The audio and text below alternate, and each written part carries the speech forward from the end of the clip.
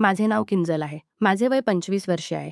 मी एका साध्या गुजराती कुटुंबाची वहू आहे. आमच्या घरात माझा पती आकाश, ससुरजी आणि मी असे आम्ही 3 जण राहतो. आमच्या लग्नाला 3 वर्षे झाली तरी आम्हाला अजून मूल झाले नाही. एकेकाळी आमचे घर हास्याने आणि आनंदाने भरलेले असे. माझ्या सासूबरोबर आम्ही सगळे खूप आनंदी होतो. पण सासूघाताने सगळे बदलून गेले. घरात शोकाताने सगळे महिने झाले होते. घरात शोकाची छाया पसरली होती. मला आजही तो दिवस आठवतो. रात्री थंड वारा वाहत होता. पाऊस पडत होता. आम्ही हॉस्पिटलमध्ये बसलो होतो. सासू गेल्यावर ससुरजी पूर्णपणे बदलले. ते एकटे बसून रडत बसत. खाण्यापिण्याचे मन नसायचे. कशातही लक्ष लागत नसे. मी आणि आकाश दोघे त्यांना समजावण्याचा प्रयत्न करत होतो. बाबूजी, तुम्ही तर घरचे वडील आहात.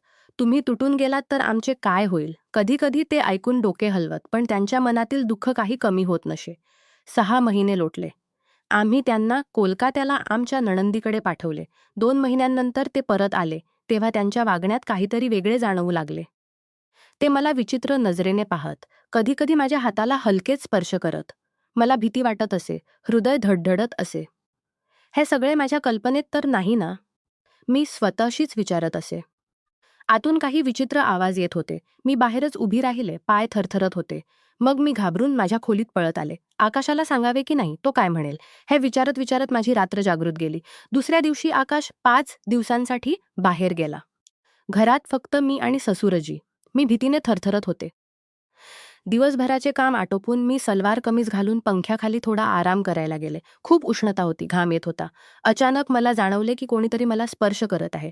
मी डोळे उघडले तर ससुरजी माझ्या शेजारी बसले होते. माझे हृदय धडकले. बाबूजी, काही काम आहे का? मी कापत्या आवाजात विचारले.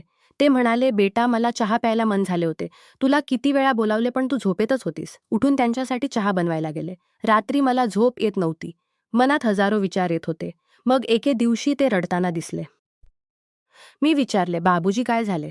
ते म्हणाले, बेटा, तुझ्या सासूंची खूप आठवण येते. मी एकटा झालो आहे. माझ्याही काही इच्छा आहेत, पण कोणाला सांगू? त्यांच्या डोळ्यातील दुःख पाहून मला दया आली. मी त्यांच्याजवळ गेले आणि म्हणाले, बाबूजी, तुम्ही काही चिंता करू नका, मी आहे ना. ते मला मिठी मारून रडू लागले. मला विचित्र वाटले, पण मनात विचार आला. समाजाच्या भीतीने त्यांचे पुन्हा लग्न होणे शक्य नाही. घरातील गोष्ट घरातच राहिली तर बरे. मी ठरवले की मी त्यांना आनंदी ठेवेन. त्यानंतरच्या दिवसात ते मला अधिक जवळून पाहू लागले. एकदा त्यांनी मालिश करण्यास सांगितले. मी तेल घेऊन त्यांच्या पाठीवर हात फिरवत होते. मनात येत होते. काश सासू असत्या तर हे करावे लागले नसते. तरीही मी त्यांना समजावून राग येत असे, पण मग दया येत असे. आकाश नसताना प्रत्येक क्षण शतकासारखा वाटत असे. आकाश नसताना प्रत्येक क्षण शतकासारखा वाटत असे. छतावरून पाण्याचे थेंब पडत होते. मी स्वयंपाकघरात चहा बनवत होते. ससुरजी आले आणि माझा हात पकडला. माझे हृदय जोरात धडकले. बेटा, तू मला समजतेस ना? मी डोके हलवले, पण आतून भीती आणि शंका होती. रात्री मी त्यांना त्यांच्या खोलीत झोपायला लावले. ते मला पाहतच राहिले. मला वाटत होते की मी काहीतरी चूक करत आहे. शेवटी एके रात्री मोठा खुलासा झाला. एके रात्री मोठा खुलासा झाला. किंजल, तुला असं वाटत असेल की मी तुझ्याकडे वाईट नजरेने पाहतो, पण तसं नाही बेटा. तू माझी मुलगी सारखी आहेस. तुझ्या सासूंच्या मृत्यूनंतर मला वाटले की हे घर रिकामे झाले आहे. तुला पाहिले की तुझ्या सासूंची आठवण येते. तुझ्या हाताचा चहा, तुझी काळजी मला जगायला लावते. पण मी तुला कधीही दुःख देणार नाही. हे ऐकून माझ्या डोळ्यात पाणी आले.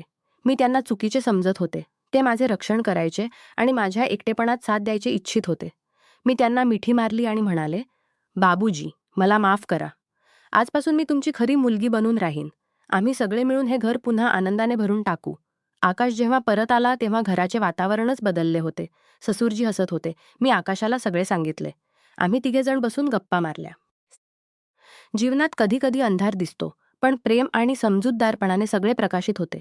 सासूंची आठवण आजही येते, पण आता ती हास्याने येते. जीवन हा एक प्रवास आहे, ज्यात हे कुटुंबच खरा साथीदार आहे. कोणाच्याही वागणुकीचा गैरसमज करू नका.